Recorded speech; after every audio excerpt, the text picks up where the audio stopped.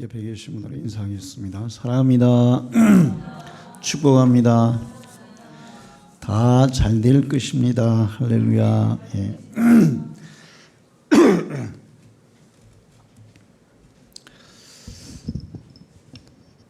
인생을 살다 보면 후회할 일들이 엄청나게 많습니다. 후회를 안 하고 사는 사람은 정말 인생을 잘 사는 사람이다. 그렇게 얘기할 수가 있어요. 요즘 서울 강남에는 그 학원들, 아주 특별한 학원들이 있다고 합니다. 유치원 다니는 아이들이 유치원을 마치면 학원을 간대요. 근데 무슨 학원이냐 하면 영어 학원이라는 거예요. 근데 그 영어 학원에 들어가려면 시험을 봐야 되는데 그 시험 문제가 영어 시험 문제가 어떤 문제냐? 수능 문제와 같다는 거예요. 수능 고등학교 이 학생들이 푸는 수능 시험 문제와 같은 수준의 문제를 유치원 아이들에게 내서 거기 통과하면 학원에서 받아준대요. 그리고 이제 유치원 때부터 그렇게 영어 교육을 시킨다더라고요. 근데 이제 또 수학도 그래요.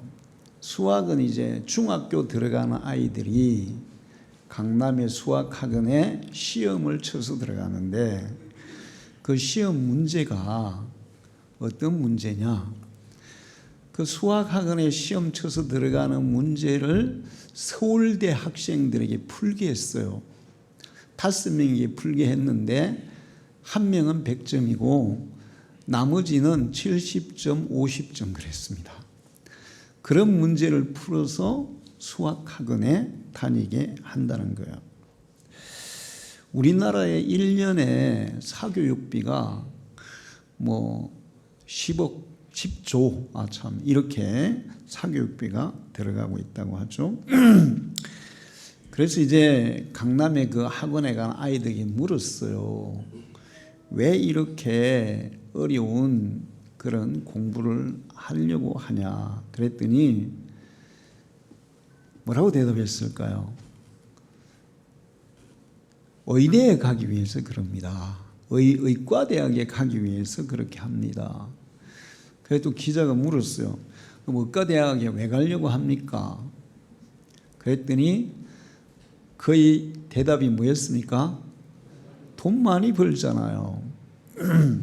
자, 돈 많이 벌기 위해서 유치원 때부터 초등학교, 중학교 때부터 돈을 엄청나게 들여서 그 힘든 공부를 해야 되냐. 그런데 서울에 있는 병원들을 조사를 했어요. 그랬더니 서울에 있는 강남구, 서초구, 그 다음에 그쪽 강남 쪽에 있는 강남구에 있는 아이들 중에 정신과 치료를 받는 아이들, 그러니까 유치원부터 고등학교 때까지 정신과 치료를 받는 아이들이 그 서초구 이런 데서는 185명, 170명, 160명 그래요. 강북구를 조사했더니 유치원부터 고등학교까지 정신과 치료를 받는 아이가 5명밖에 안 되는 거예요. 그러면서 이제 그거를 연구한 의사가 아주 중요한 얘기를 했어요. 사람들은, 특히 아이들은 뇌가 발달하는 과정이 있다.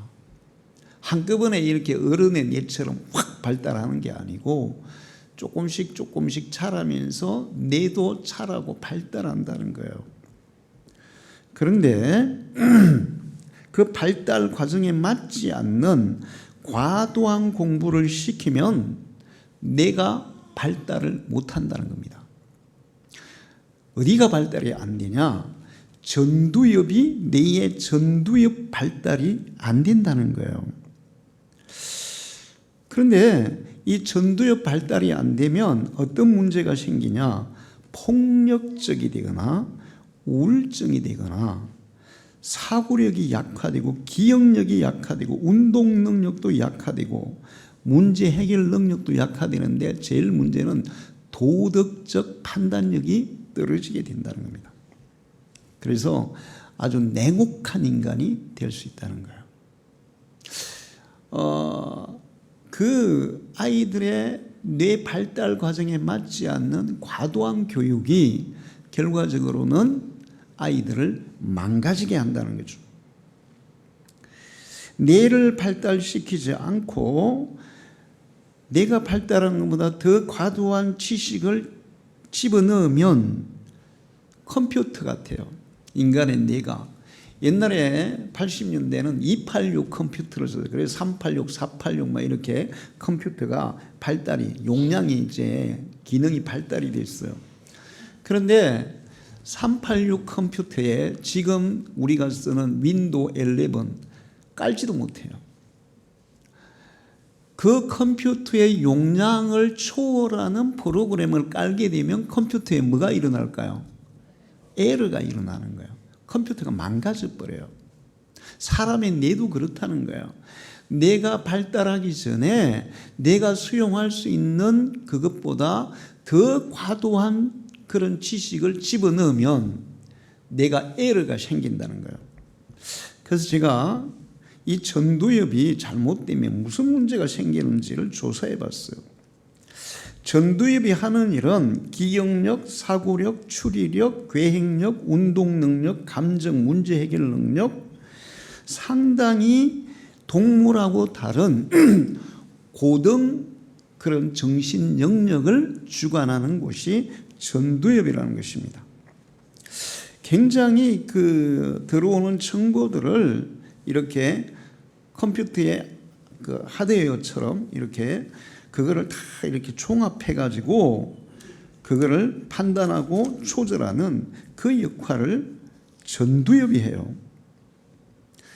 그런데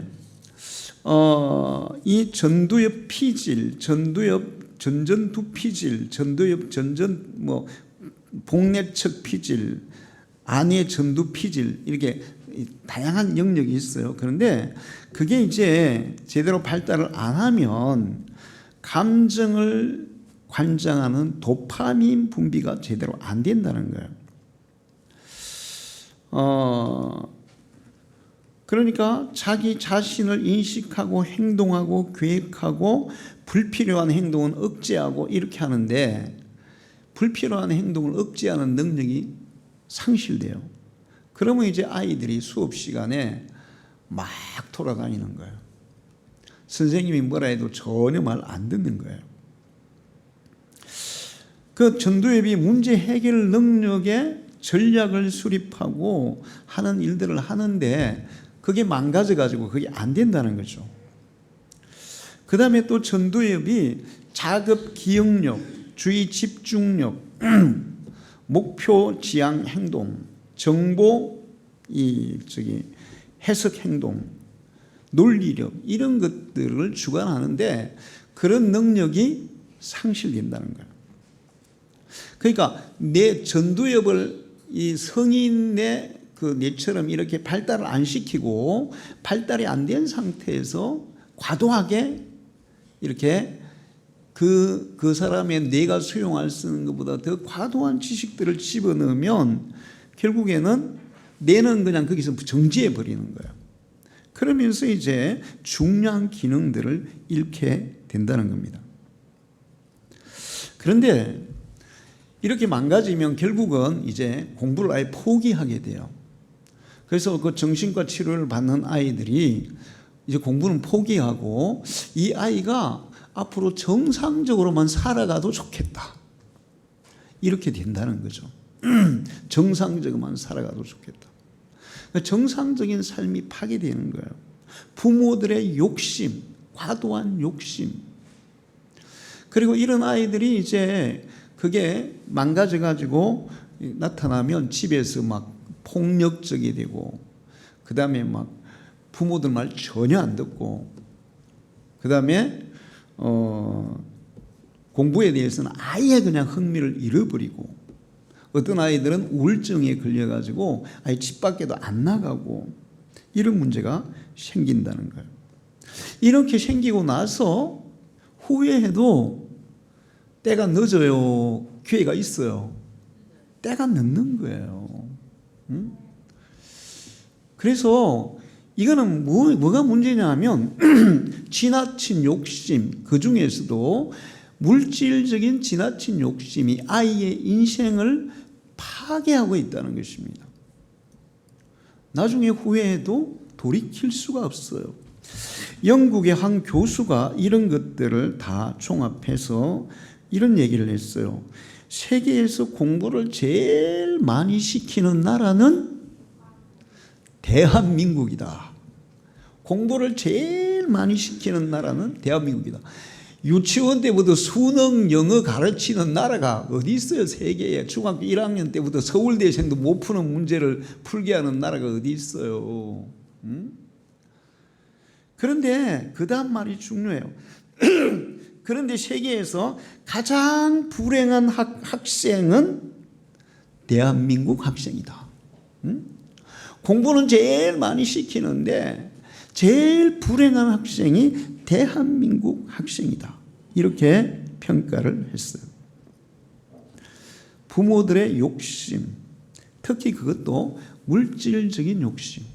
진짜 내가 병들고 고통받는 사람들을 치료하기 위해서 내가 의학을 공부하고 의사가 되어서 그 사람들을 진짜 치료해 줘야 되겠다, 이런 마음으로 한다면 또 조금 달라요. 그래도 그렇게 공부시키면 안 돼요. 저는 항상 기도하고 있어요. 우리나라 교육이 정말 정상적인 교육을 하는 나라가 되게 해 주옵소서. 정말 기회만 있다면 손주들을 호주나 뉴질랜드에 데려가서 공부를 시키면 좋겠다. 그런 생각도 해요. 거기는 진짜 아이들의 천국이래요. 학교 수업은 오전 수업 마치고 아니면 초등학교 고3, 고학년 가면은 한 오후 2시면 다 끝난대요. 그 다음에는 자기 하고 싶은 거 한다는 거예요.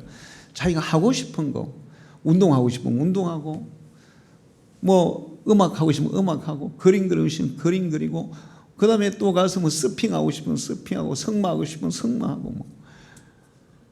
그리고 학교에서 기본적으로 수영, 또 뭐 각종 이런 거 인생을 살아가는 데 그 유익한 것들이 있잖아요. 그걸 기본적으로 다 그 교육을 시킨다더라고요. 시험, 뭐 입시 이런 데 대해서 완전히 자유로운. 그런데 옛날에 그리스, 스파르타 이런 나라들이 있었어요. 스파르타는 아이들을 엄청 엄격하게 교육을 시켜서 스파르타식 교육 이런 얘기를 했어요. 우리 옛날에 철저하게 그냥 통제와 계획에 의해서 아이들을 딱 가둬놓고 훈련을 시키는 거예요. 아테네는 좀 더 교육이 자유로웠어요. 아테네와 스파르타가 싸웠어요. 누가 이겼을까요? 아테네가 이겼어요. 인생도 마찬가지예요. 의사가 된다고 과연 인생이 행복한 것이냐? 요즘 우리나라에서 유행하는 용어가 있어요. 워라밸이라는 거예요. 워라밸. 워크 라이프 밸런스라는 건데, 일과 개인의 삶이 균형을 이루는 거예요. 직장 생활과 개인 생활, 가정 생활 이런 것들이 균형을 이루는 삶을 워라밸 인생이라 그래요. 그래서 직장이 끝나면 취미 활동도 하고 자기 개발도 하고 가정에서 가족들과 함께 즐겁게 생활하는 그런 것들을 다 하면서 직장 생활을 하는 것을 선호해요. 의사는 워라밸이 가능할까요? 우리 아들 고3 때 같은 동기가 의사예요. 그래가지고 엄청 우리 아들하고 친하게 지내요. 지금도 보면 가끔씩 이렇게 기회가 되면 만나고 하더라고요. 그래서 얼마 전에 물어봤어요. 야, 네 의사 되는 거 부럽지 않냐? 그랬더니 나는 의사 안 된 걸 너무 감사하게 생각해요. 응?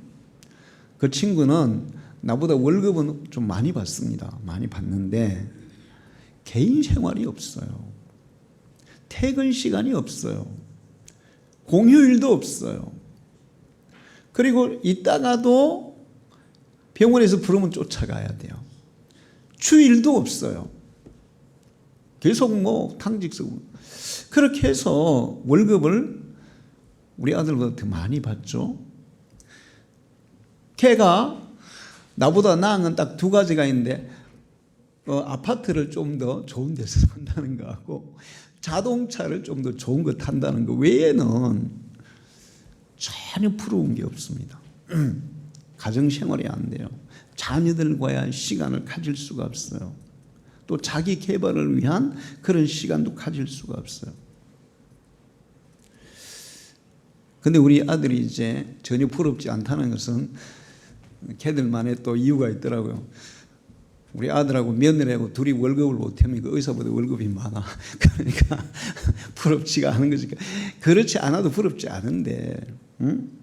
사람들은 의사가 돼서 월급을 많이 받으면 행복하고 인생이 좋을 거라고 생각하는데 결코 그렇지 않아요. 월급을 많이 받는다는 것은 그만큼 뭐라는 거예요? 일이 힘들다는 거예요. 일 안 시키고 돈 주는 데 어디 있어요? 응? 그런데 사람들이 그런 현실적인 물질적인 그런 이익을 위해서 정작 소중한 것들을 잃어버리는, 이게 후회스러운 인생을 살아가는 사람들이라는 것입니다. 성경에 보면 후회스러운 인생을 살아가는 사람의 대표가 에서예요. 에서. 로마서 9장 12절을 보면 리브가에게 이르되 큰 자가 어린 자를 섬기리라 하셨나니 기록된 바 내가 야곱을 사랑하고 에서는 미워하였다 한가 같으니라. 하나님이 야곱은 사랑했는데 에서는 어떻게 했다? 미워했다는 거예요. 여러분 보세요. 다른 사람에게 미움받으면서 살면 그 사람은 행복해요. 어때요? 불행한 거죠. 근데 누가 미워해요? 하나님이 미워해요.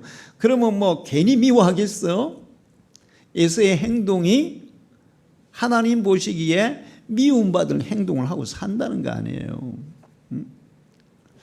그 다음에 히브리서 12장 16절을 보면 음행하는 자와 혹 한 그릇 음식을 위하여 장자의 명분을 판 에서와 같이 망령된 자가 없도록 하라.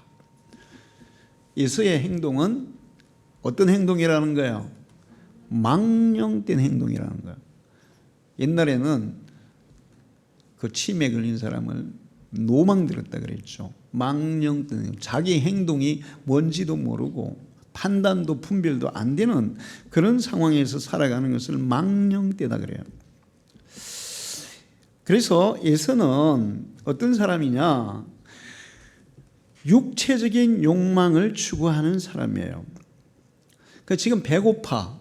그러면 배고픈 걸 당장에 해결해야 돼. 지금 뭐가 필요해. 그럼 지금 그 필요한 걸 당장에 해결해야 돼. 그냥 지금 당장에 필요한 것만 해결하면서 살아가는 그런 사람이었어요. 팥죽을 장자의 명분보다 소중히 여겼다고 성경은 얘기합니다. 삶의 중요한 가치보다는 현실적인 필요한 것만 추구하는 사람. 그렇게 살면 후회가 남을까요? 안 남을까요? 남아요. 후회가 남아요. 요즘 우리나라의 이 성인병, 그러니까 혈관 질환, 그 다음에 또 비만, 뭐 당뇨, 고혈압 이런 환자가 엄청나게 많죠. 근데 그런 병들이 왜 생길까요? 그냥 먹고 싶은 대로 먹어서 그런 거예요. 맛있는 것만 먹어서 그런 거예요. 때로는 좀 거친 음식들이 먹기는 조금 불편해도 우리 몸에는 훨씬 유익해요. 할렐루야. 건강하게 살려면 맛있는 것만 먹어서는 안 돼요. 입에 단 것만 먹어서는 안 돼요.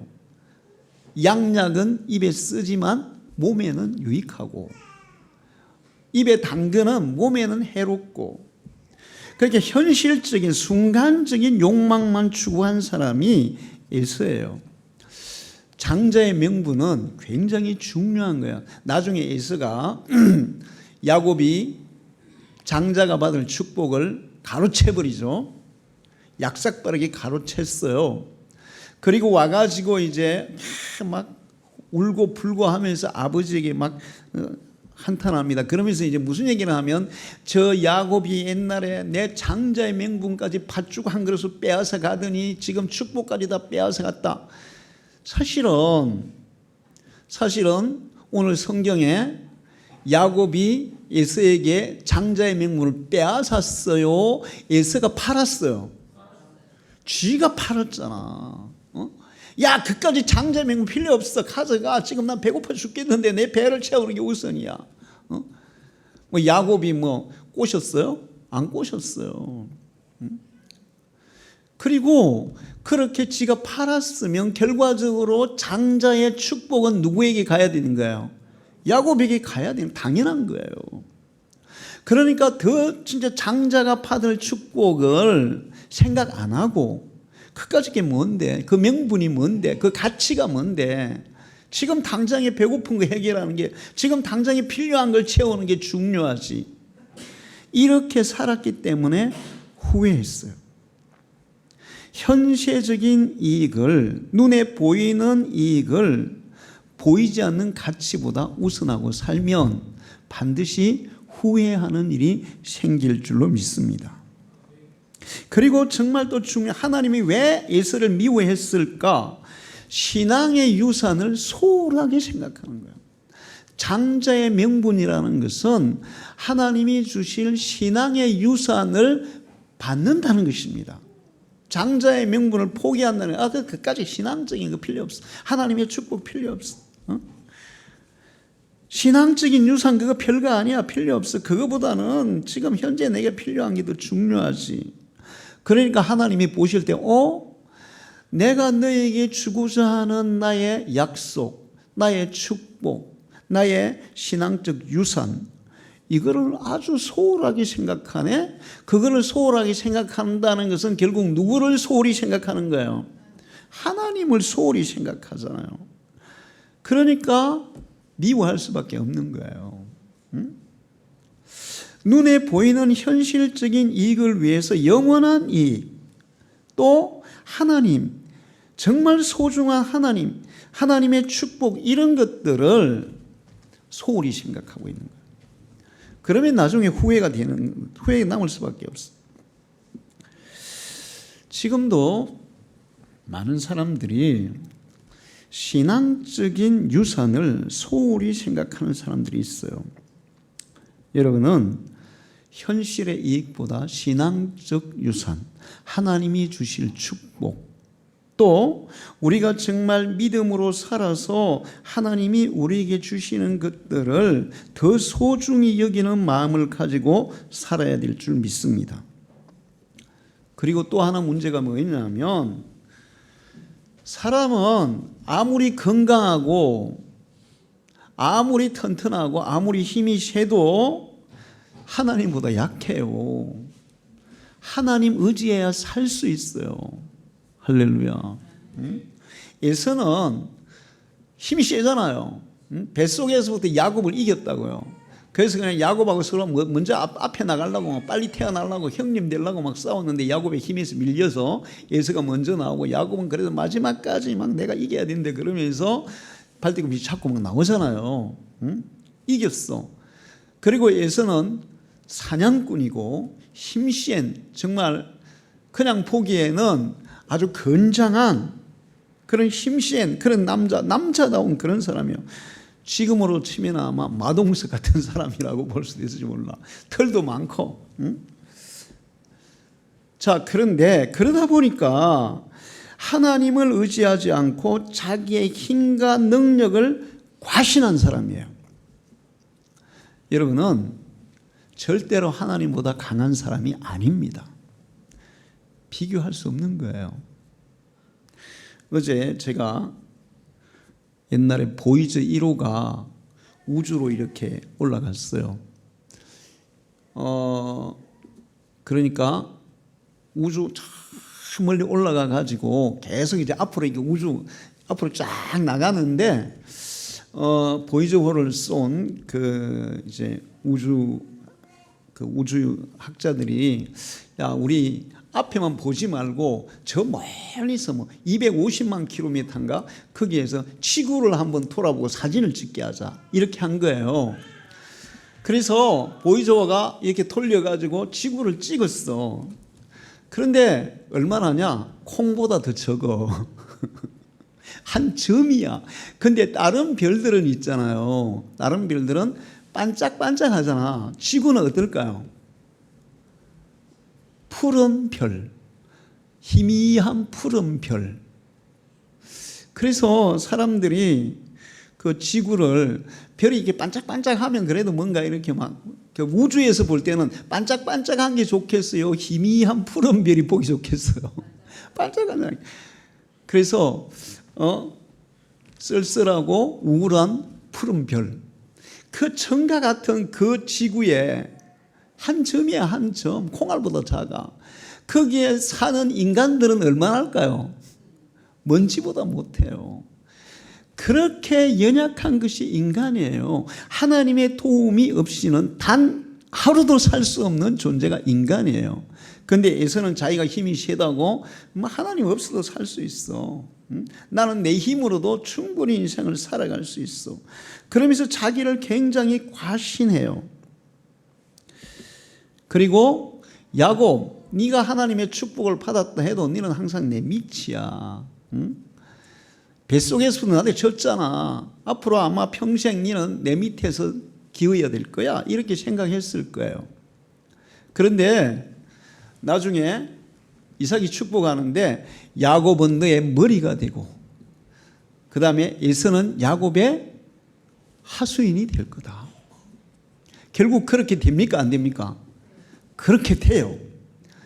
에서가 훨씬 강했고 실제적으로 강했고 강하다고 그렇게 생각하고 살았는데 결국에는 야곱에게 밑에 기게 되는 것을 볼 수 있어요. 할렐루야. 우리는 단 한순간도 자기 스스로 자기 인생을 살아갈 수 있다고 착각하면 안 됩니다. 전적으로 하나님을 의지하고 살아야 돼요. 할렐루야. 어떤 사람이 유튜브에서 그런 얘기 하더라고. 그 학생들 가르치니 너희들 말이야. 너희들이 할 수 있는 게 뭐야? 너희들은 진짜 감사하면서 살아야 돼. 너희들이 할 수 있는 게 뭐야? 자, 여기 옷 있어. 옷 이거 네가 만들었어? 내가 100만 원 줄게. 너 가서 이거 똑같은 거 만들어 와봐. 만들 수 있어 없어? 못 만들잖아요. 네 존재 자체 네가 만들었어? 너그 부모가 만들어 준 거잖아. 응? 지금 네가 사용하고 있는 휴대폰이고 이거 내 1,000만 원 줄게. 이거 똑같이 만들어 와봐. 네가 이거 만들려 하면 100억 년을 연구해도 못 만들어. 응? 그러니까 사실은 지 능력으로 하는 게 우리는 아무것도 없어요. 다른 사람의 도움을 통해서 하고 하나님의 도움을 받아야 살아갈 수 있는 존재가 인간이에요. 할렐루야. 그런데 에서는 지 마음대로 지가 다 할 수 있다고 착각하는 거야. 그러면 나중에 후회가 남게 되어 있어요. 결국 이런 정신자세로 살던 에서는 하나님의 축복에서 멀어지고 눈물로 후회하지만 돌이킬 수 없게 됩니다. 야곱이 축복을 채가죠. 에서가 나중에 와가지고 아버지에게 하선해 아버지 남아있는 축복이 조금 더 없습니까? 나에게도 주세요 그래요. 에서가 아버지에게 이르되 내 아버지여 빌복이 이거 하나뿐이니까 내 아버지여 내게 축복하소서 내게도 그리하소서 하고 소리를 높여 우니 그렇게 울면서 막 아버지 바지가랑이 잡고 막 나에게도 축복해 주세요 하는데 이삭이 뭐라고 축복하는지 보세요. 이 축복이 아니고 저주야, 저주. 그 아버지 이삭이 그에게 대답하여 이르되 내 주소는 땅의 기름짐에서 멀고 황폐한 땅에서 살게 될 거야. 응? 여러분, 농사는 뭐가 좋아야 잘 돼요? 땅이 기름져야 잘 되는 거예요. 땅이 기름져야. 응?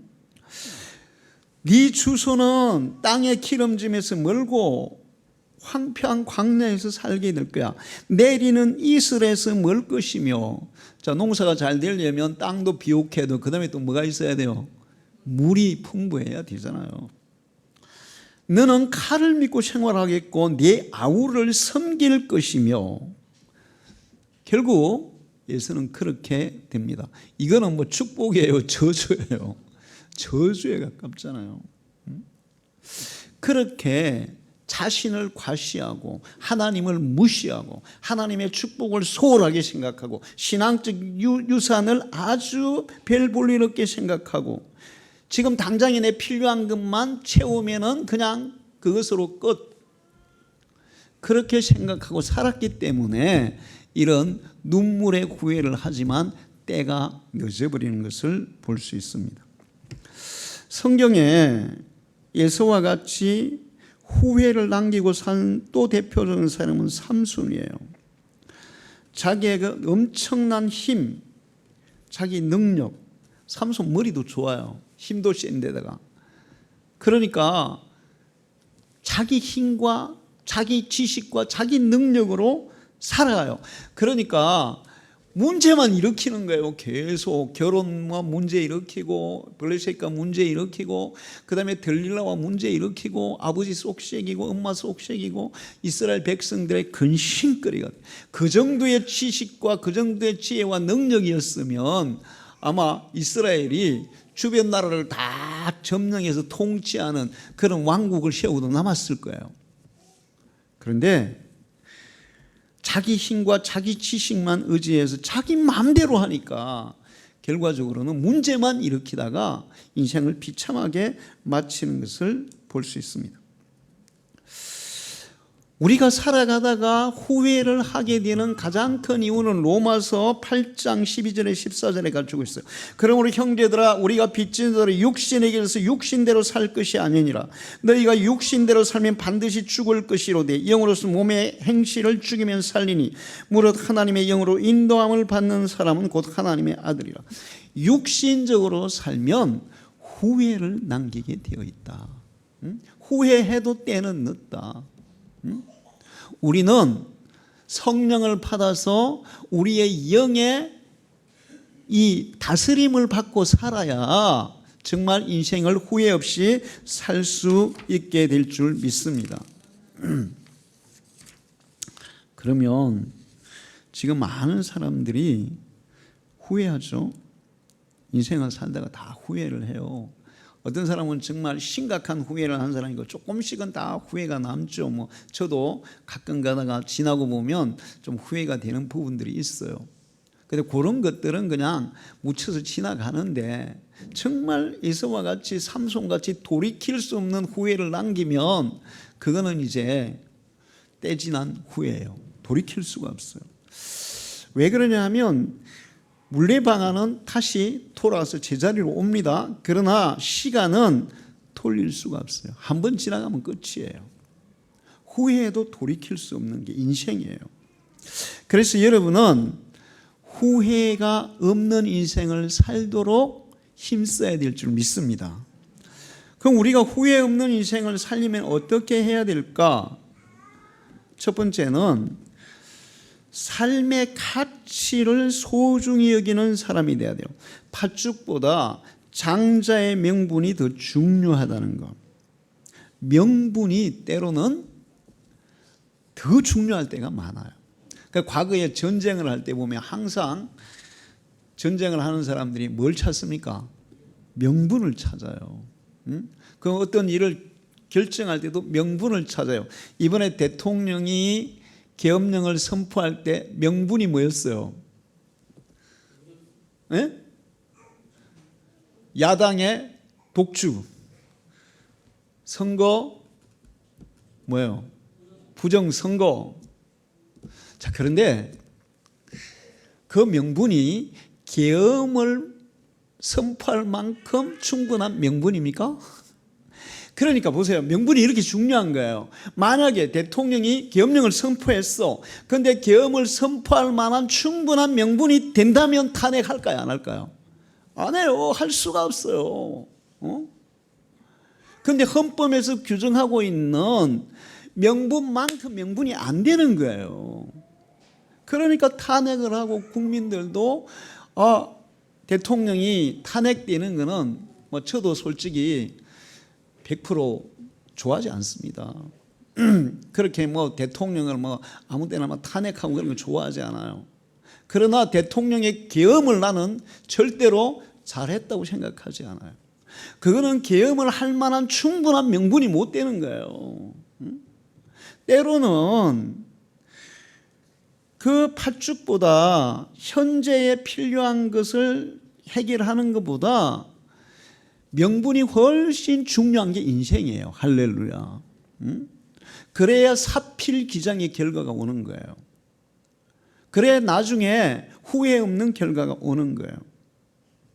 그래서 우리는 후회 없는 인생을 살려면 현실의 어떤 필요만 먹고 소비하고 지금 내 필요를 채워주는 이런 데 대한 것들을 위해서 살지 말고 미래의 가치를 위해서 살아야 돼요. 할렐루야. 명분을 위해서 살아야 돼요. 이서는 팥죽이 가치보다 더 중요했던 사람이에요. 그러니까 후회가 남는 거예요.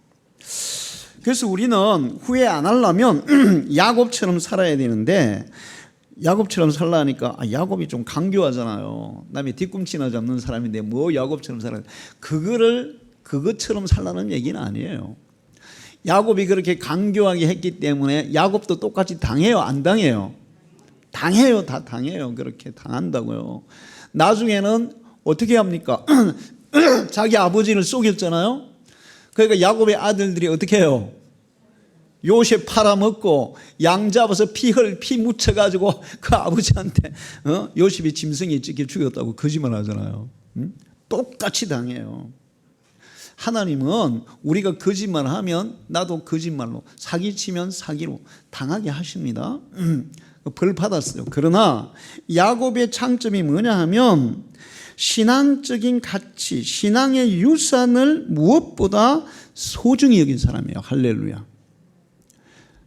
그러니까 자기 인생에 하나님을 소중하게 여기면서 살았던 사람이에요. 그리고 나중에 야곱이 하나님과 한 약속을 철저히 지키잖아요. 근데 그렇게 살다 보니까 하나님은 야곱과 함께 하십니다. 할렐루야. 자, 여러분은 우리 아이들은 내가 정말 이 길을 따라서 살아가면 나는 정말 좋은 인생을 살아갈 거야. 행복한 인생을 살아갈 거야. 정말 가치 있는 인생을 살아갈 거야. 그런 확실한 목표를 가지고 살아가는 아이들이 있나요? 거의 없어요. 거의 없어요. 요즘 아이들은 목표 없는 게 문제예요. 목표가 없으니까 그냥 빈둥빈둥 하는 거예요. 뭘 해야 될지 모르니까. 여러분, 자식들에게 공부해라 할 필요가 없어요. 삶의 목표가 분명하게 정해지면 하지 말라 그래도 합니다. 할렐루야. 사람이 직장 생활도 그렇고 사업도 그렇고 모든 게 다 마찬가지예요. 이거 정말 해야 할 가치가 있고 정말 해야 할 일이고 이게 정말 유익하다고 생각하면 밤잠 안 자고 해요. 근데 그런 목표가 없으니까 아무리 공부하라고 하고 근데 강남의 학원에 웃기는 게 뭐냐 하면 그 돈 많이 들여가지고 그렇게 힘든 시험을 거쳐 들어갔잖아요.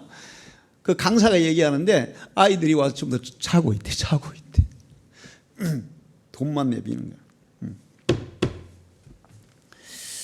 그런데 야곱처럼 하나님을 우선으로 삼아서 살아가면 하나님이 그 인생의 목표를 보여줍니다. 할렐루야. 성경에 보세요. 모든 아브라함이든 이삭이든 야곱이든 모세든 다윗이든 누구든 전부 다 그런 사람들이 자기 스스로 어떤 목표를 잡은 게 아니야. 하나님이 모세 너는 이 길로 가. 다윗 너는 이 길로 가. 요셉 너도 이 길로 가. 다 보여주셨어요. 할렐루야. 아브라함이 하나님의 부름을 받아 가나안 땅에 왔는데 한 번씩 목표가 희미해지거든요. 그럴 때마다 하나님이 찾아오셔. 성경에 보세요. 창세기 하나님이 아브라함을 찾아오사 아브라함아 내가 너에게 이렇게 줄 거야. 너는 이렇게 살아가도록 해. 그러면서 끊임없이 목표를 풀어넣어줘요. 이삭에게도 마찬가지, 야곱에게도 마찬가지, 다 마찬가지예요. 그 갈멜산에서 우상 숭배자들과 싸워서 승리한 엘리야가 완전히 탈진이 됐어요. 이제는 별로 뭐 살고 싶지도 않아요. 그래서 그냥 하나님 됐어요. 이 정도면 충분해요. 나 이제 죽게 해주세요. 차라리 죽고 싶어요. 그때 하나님이 그냥 그래 됐다 그냥 죽으라 그렇게 해요. 어떻게 해요? 까마귀 보내가지고 영양 보충시키고 너 갈 길이 많아. 아직도 가야 될 길이 많아. 해야 할 일이 많아. 이거 먹고 힘내서 내가 지시하는 곳으로 가. 그리고 가죠. 그리고 호렙산에 도착해서 하나님이 새로운 목표를 주잖아요. 할렐루야. 야곱에게도 그렇게 하셨어요. 야곱아 네가 지금 네 가는 길이 두렵지? 무섭지? 희망이 없지? 걱정하지 마. 내가 너를 보장할 거야. 내가 너를 축복할 거야. 내가 너를 부자가 되어서 반드시 고향 땅으로 돌아오게 할 거야. 할렐루야. 이런 보장이 있는 사람은 세상에 두려울 게 없는 줄로 믿습니다. 그리고 그 야곱을 그냥 하나님이 그런 목표를 준 게 아니에요. 야곱의 그 인격적인 결함이 있잖아요. 인격적인 결함이 뭐예요? 강교하다는 거예요. 응?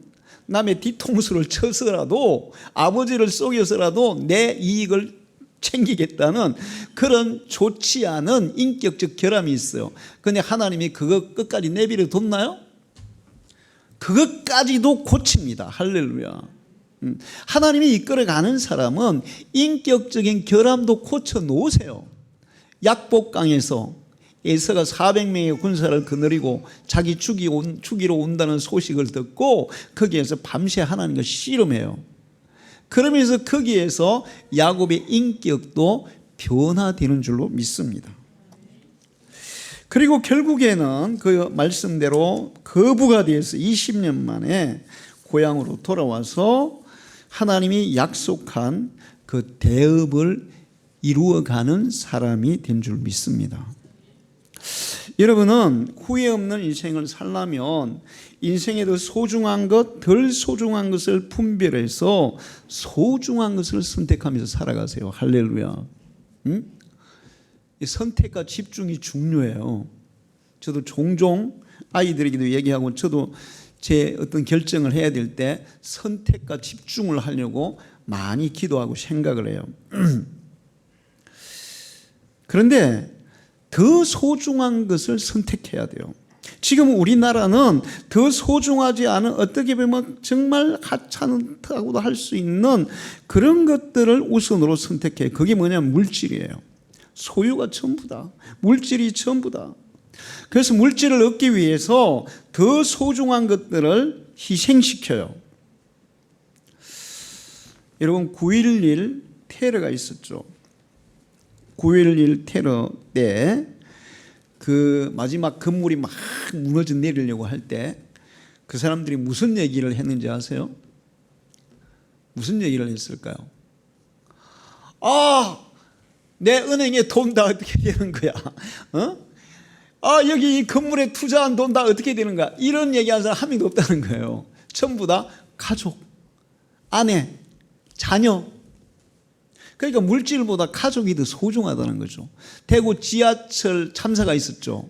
그때도 마지막에 막 죽어가면서 사람들이 문자 보내고 막 그렇게 전화하고 막 그러고 한 얘기가 마지막에 뭐냐면 죽음 직전에 하는 얘기는 내 은행에 돈 다 어떻게, 나 부동산 투자한 거 어떻게, 이런 말은 아무도 없더래. 다 우리 가족, 아내, 자녀, 가족에 대해서 얘기하더래요. 그 무슨 얘기냐 하면 인생의 돈보다 더 중요한 게 가족인데 많은 사람들이 가족을 희생하고 돈을 선택해요. 어리석은 거야. 인생에 더 소중한 게 신앙이고 하나님인데 신앙을 희생하고 돈을 선택해요. 인간에 더 소중한 게 인간관계인데 인간관계를 희생하고 돈을 선택해. 그래서 친구한테도 막 사기치잖아요. 그런 사람 많잖아요. 친구를 잃어버리는 거죠.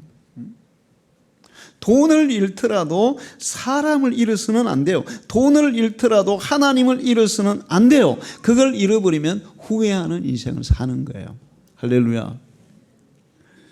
그리고 마음 자세를 바르게 가지고 살아야 후회를 안 할 수가 있어요.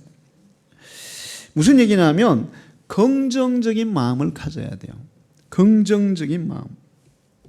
어떤 사람들은 회사에서 힘들게 일하는데 왜 일합니까? 우리 가족 먹여 살려야 돼요. 그런데 그렇게 얘기하는데 가족을 자기가 짊어지고 있는 짐이라고 생각하는 사람이 있어요. 가족은 짐이 아니고 축복의 선물인 줄로 믿습니다. 우리가 살아가야 할 가장 첫 번째 이유가 되는 게 가족이에요. 할렐루야. 일은 내 삶을 유지하는 축복이에요. 맨날 이렇게 출근해야 돼? 여러분, 출근하는 걸 감사하기를 축원합니다. 출근하는 것이 안 하는 것보다 훨씬 행복해요. 출근 안 하는 게 괴로운 거예요. 내가 일할 수 있는 일터가 있다는 거, 이 일을 해서 나도 먹고 살지만 가족을 부양할 수 있다는 거, 내가 인간답게 그래도 최소한의 도리하며 살아갈 수 있다는 거, 그게 다 일이 있기 때문에 가능한 거예요. 그래서 청교도들은 일은 하나님이 주신 사명이라고 생각했어요. 세상 일도 하나님의 일이라고 생각했어요. 그리고 어려움을 만나잖아요. 어려움은 나한테 왜 이런 어려운 일이 생기는 거야? 제가 이제 간증을 그 성결신문에 내고 최우수상 받았잖아요. 그랬더니 이제 어떤 교회에서 나한테 연락이 왔어요. 최우수상 소감이 어떤지 써주세요. 그래서 제가 썼어요. 보냈더니 마음에 안 드나 봐. 목사님, 그래도 그렇게 힘든 거 겪었으면 뭔가 하나님 왜 나한테 이런 어려움을 주시나요? 이런 마음이 안 들었어요. 그러는 거예요. 난 그런 마음이 전혀 안 들었거든. 그냥 그런 것들은 초신자들에게 해당되는 거지. 산전수전 다 겪은 죽을 고비 수없이 넘긴 나한테 그게 무슨 소용이 있겠어요. 살아도 주를 위해, 죽어도 주를 위해. 살아도 감사하고 죽어도 감사한데 그거 사실은 여러분이 당하는 어려움은 하나님이 나를 성장시키는 도구예요. 할렐루야. 제가 지나고 보면, 그때도 그런 걸 느꼈지만 지나고 보면 내가 아파서 진짜 죽었다가 살아난 그 과정이 내 인생에 하나님과 가장 가까운 시간이었어요. 할렐루야. 근데 신기한 거는 뭐냐면 하나님과 내가 가장 가까울 때 나는 가장 평안했고 행복했어요. 할렐루야. 어려움이 저주나 또는 우리를 해롭게 하는 게 아니라 우리를 성장시키는 훈련 도구라는 것을 알고 감사함으로 견뎌내시기를 축원합니다. 인생에 파도가 오고 바람이 불고 그렇죠. 나한테 이런 풍랑이 왜 부는 거야? 아니에요. 예수님과 함께 여러분이 항해한다면 아무리 큰 태풍이 불어도 여러분의 인생을 자초시킬 수가 없어요. 할렐루야. 그리고 그 풍랑은 우리를 전진시키는, 우리의 인생을 더 빨리 나아가게 하는 하나님의 입김이에요. 할렐루야. 감사함으로 다 받아들일 수 있어요. 나를 힘들게 고통 주는 사람들이 있잖아요. 힘들게 고통 주는 사람들 많아요. 근데 이게 죽을 때까지 그런 사람들은 항상 있어요. 근데 그런 사람들은 내 인격을 성숙시키는 도구예요. 할렐루야. 우리가 교만하지 않도록 겸손하게 만드는 도구이고 내 인격을 성숙시키는 도구. 그러니까 여러분이 무슨 일을 만나든지 긍정적인 마음으로 감사함으로 받아들이고 살게 되면 후회 없는 인생이 될 줄 믿습니다. 여러분이 주어진 것에 대해서 그것이 좋은 일이든 나쁜 일이든 주어진 모든 것에 항상 감사하는 마음을 가지고 긍정적으로 생각하고 살아가면 후회가 없는 인생을 살 줄 믿습니다. 그리고 마지막 때를 생각하고 살아야 돼요. 후회 없으려면. 이 세상의 삶이 끝이 아니에요. 이 세상은 잠시 지나가는 나그네 인생이고 우리가 가서 영원히 살아야 할 곳은 천국인 줄로 믿습니다. 세상 사람들이 아무리 천국을 부인해도 하나님이 천국이 있다 했잖아요. 세상 사람들의 말이 진리예요. 하나님 말씀이 진리예요. 하나님 말씀이 진리야. 예수님이 그 천국을 우리에게 보여주고 가르쳐주고 천국 가는 문을 열어주기 위해서 이 땅에 오셔서 죽기까지 해주셨어요. 할렐루야. 죽음으로써 그걸 증거해 줬다는 것은 그것은 절대 불변의 진리입니다. 이 세상이 이의 인생이 끝이 아니라 다음에 반드시 우리는 하나님 앞에 서야 될 줄 믿습니다. 그 미래를 보고 살라는 것은 내가 주님 앞에 섰을 때 주님이 그래 착하고 충성된 종아 네가 정말 수고했다. 거기 보면 주인이 이르되 잘하였도다 착하고 충성된 종아 네가 작은 일에 충성하였음에 내가 많은 것을 내게 맡기니 네 주인의 즐거움에 참여할지어다. 주님이 칭찬하는 사람으로 살아야 된다는 거예요. 할렐루야. 그래서 천국에 대한 확실한 믿음과 소망을 가진 사람이 없는 사람보다 훨씬 더 인생을 알차게 가치 있게 바르게 살아가는 거예요. 할렐루야. 여러분이 이렇게 살게 되면 인생에 훨씬 후회가 덜 남는 그런 인생이 될 줄 믿습니다. 기도하겠습니다. 하나님 아버지, 오늘도 저희들을 죄인들에 불러주셔서 귀한 말씀 주심을 감사드립니다. 예수가 너무나 현실적이고 육신적이고 또 물질적인 이익만 쫓다가 후회하는 인생을 살아가는 것을 봅니다. 우리는 하나님을 믿고 영원한 가치를 추구하며 또 우리에게 주어진 모든 삶을 긍정적으로 받아들이고 주님 앞에 설 때에 잘했다 칭찬받는 그 삶을 위해서 살아가는 저희들 되게 해 주시옵소서. 예수님의 이름으로 기도하옵나이다. 아멘.